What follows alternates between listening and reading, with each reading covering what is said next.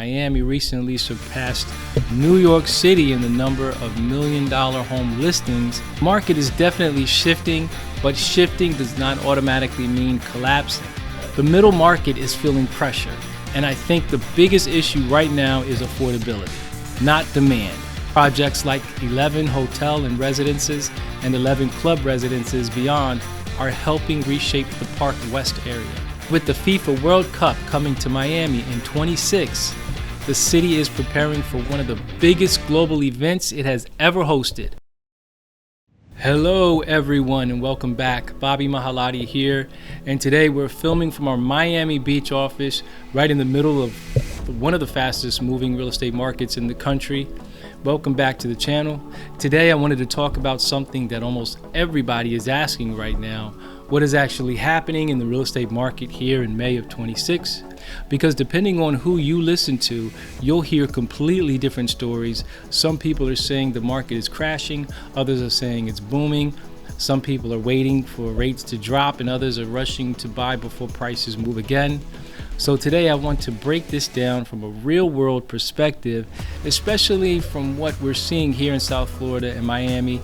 And honestly, the first thing I'll say is this: the market is definitely shifting, but shifting does not automatically mean collapsing. That's an important distinction. Nationally, inventory is rising. There are more listings sitting on the market, homes are taking longer to sell, and buyers have more leverage than they had during the frenzy of 2020 through 2022. We're seeing more price reductions, more negotiations, and more cautious buyers. Honestly, that's not necessarily unhealthy. For years, buyers felt pressured to make emotional decisions quickly, waive inspections, overpay, and compete against 20 offers. That environment created speed, but not always stability. Now the market feels more balanced, and here in Miami and South Florida, things even get more interesting because we're not moving at the same speed as the rest of the country, but Miami still has a strong demand. International buyers are still active, luxury buyers are still active, and with wealth migration into Florida is still happening. In fact, Miami recently surpassed New York City in the number of million-dollar home listings, and we continue to see massive luxury transactions happen across South Florida. Just recently, reports came out that Mark Zuckerberg finalized a massive purchase on Indian Creek Island for around $170 million. For those of you who don't know, Indian Creek is the new billionaire row, and that set a new record for Miami-Dade County. Celebrities, athletes, and major CEOs continue moving money into Miami real estate at a very high level. That tells you something important. The ultra wealthy are still betting heavily on South Florida real estate. And Miami right now is not just a real estate conversation, it's becoming one of the biggest global cities for business, sports, entertainment, and politics. The Formula One Miami Grand Prix just happened, and once again, the entire city turned into an international spotlight for the weekend. Celebrities, athletes, CEOs, influencers, and investors from around the world flooded Miami for the event.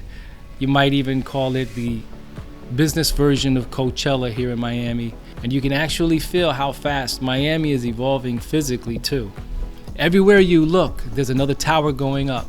Miami World Center continues transforming downtown Miami into almost a completely different city compared to just a few years ago. Projects like 11 hotel and residences and 11 club residences beyond are helping reshape the Park West area, with 2 towers rising above 65 stories and construction on the second tower reaching the upper levels this year. The title of the tallest building in South Florida is expected to change in the near future.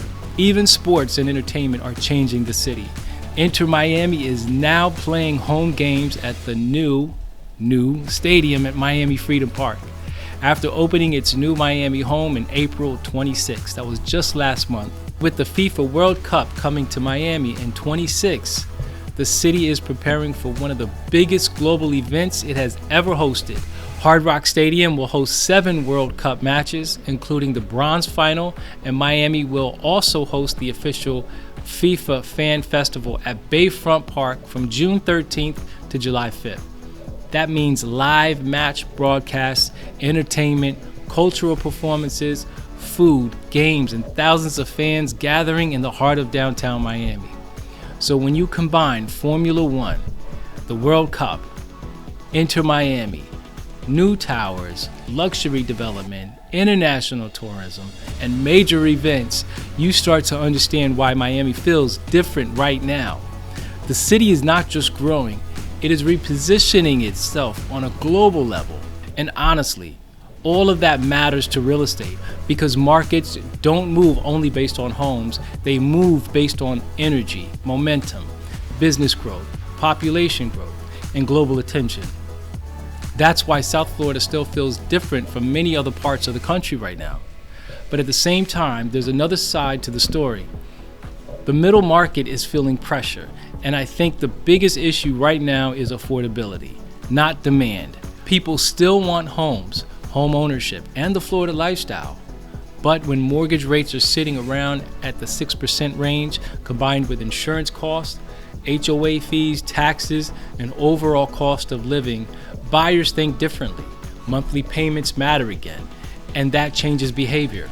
Buyers analyze more carefully, hesitate longer, and negotiate harder. In many cases right now, renting can actually be cheaper monthly than owning in certain parts of Miami.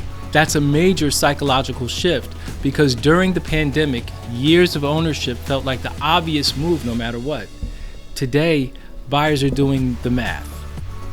And honestly, I think we're entering a smarter market. Not an easy market, not a dead market, a smarter market.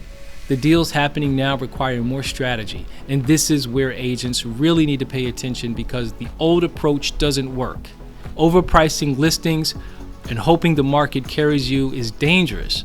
Poor communication gets noticed quickly. Weak presentations causes buyers to scroll past instantly. This market rewards professionalism. The agents who understand pricing, negotiation, marketing, and relationship building are the ones separating themselves right now. So if you ask me for my view on the market here in May 2026, I'd say this. We are no longer in a hype-driven market. We are in a strategy-driven market. Buyers have more leverage, but they need patience and smart positioning. Sellers need realism and strong presentation. Agents need skill, consistency, and professionalism.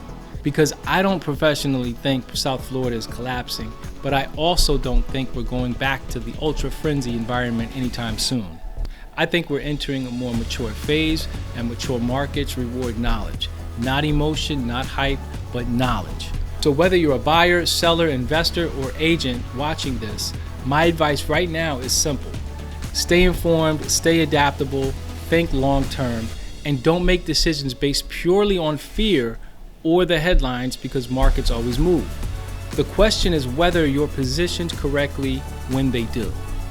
Thank you guys for watching, and if you enjoyed the conversation about real estate Miami, business, sports, and everything shaping South Florida right now, make sure to subscribe, hit the like button, and share this with somebody who wants real perspective instead of noise. And if you're a real estate professional looking for a brokerage built for today's market, check out joinlondonfoster.com in the link below. London Foster offers 100% commission, no monthly fees, strong support, and a network of over 1,600 agents across South Florida and beyond. See you on the next episode.